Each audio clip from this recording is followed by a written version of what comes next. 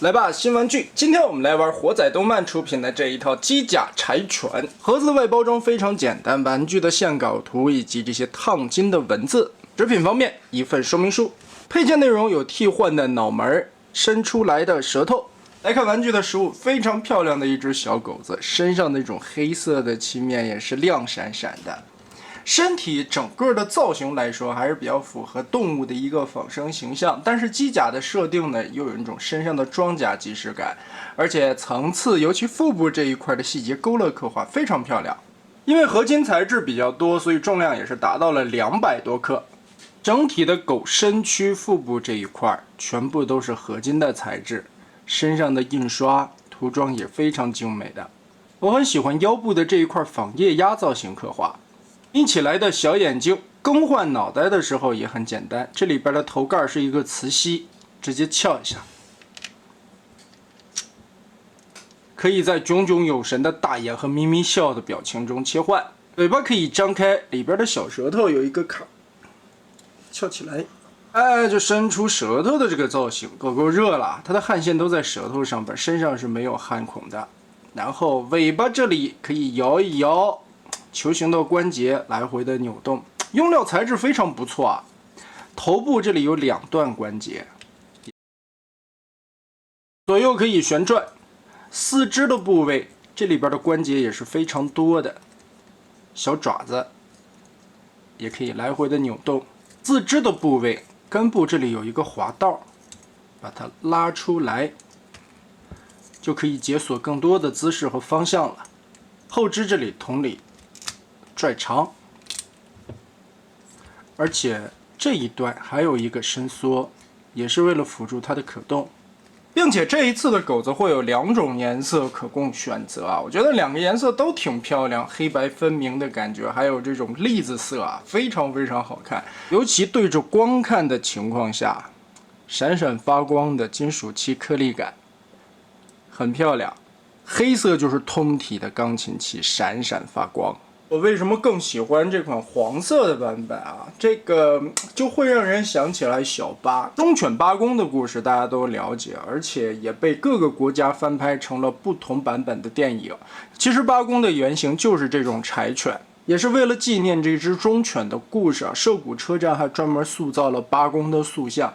其实，在当年塑造塑像的时候，八公还健在啊，他还参加了自己塑像的揭幕仪式。但后来呢，其实整个八公的故事啊，我所了解到的，其实并没有电影里边所描写的那么唯美吧。在他有限的狗生中，其实快乐的时光也只有1年半左右吧，剩下的时间全部用来等候了上野教授。有的时候人们总在说嘛，狗狗对于你来说有可能只是生活中的一点调味剂，但是你对狗狗来说，你是它的一生。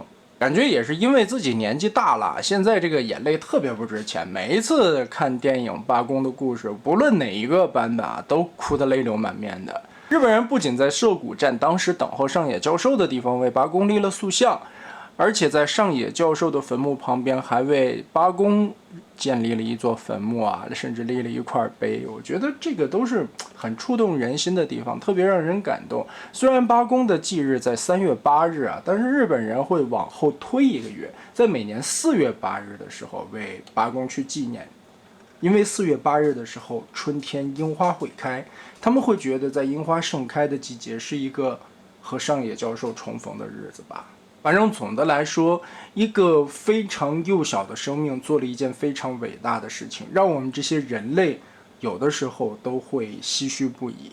尤其今天在开盒这只赛博柴犬的时候啊，可能第一眼看到那个黑狗子还没有什么太大的触动感，看到了这只黄狗的时候，就突然之间会想到八公，也会联想到，如果是赛博时代2077夜之城，八公会不会有这样一个自己的赛博一体，然后用自己的灵魂植入进去，永远的在涉谷站去等候他的上野教授？又或者说，上野教授会以另一个机器人形态的一体复活？他们在赛博时代靠着机械身体虽然冰凉，但他们的灵魂终于在一起可以团聚。不管怎么样，火仔动漫其实挺虐的，他尤其给这条柴犬名字起的叫做西巴。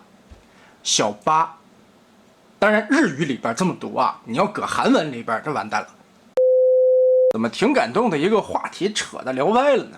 总的来说吧，非常可爱的一对狗狗，做工用料相当的精美啊，材质方面可以说是非常高的水准了。狗的形态刻画、仿生灵动性都非常棒，机械的质感，身上的这种层次堆叠的装甲也是相当对味道的。关节可动，素质尚可，唯一可惜一点，这个狗子它是没有腰部可动的，这一块是整个一个合金铸造出来的，并没有任何的关节，这是让人觉得稍微的差了一口气的地方。抛开腰部可动的这一点，其他方面都是非常不错的一款玩具了，而且你可以把它当成一个摆件，放在你的电脑桌旁，放在你的模型展示柜里边。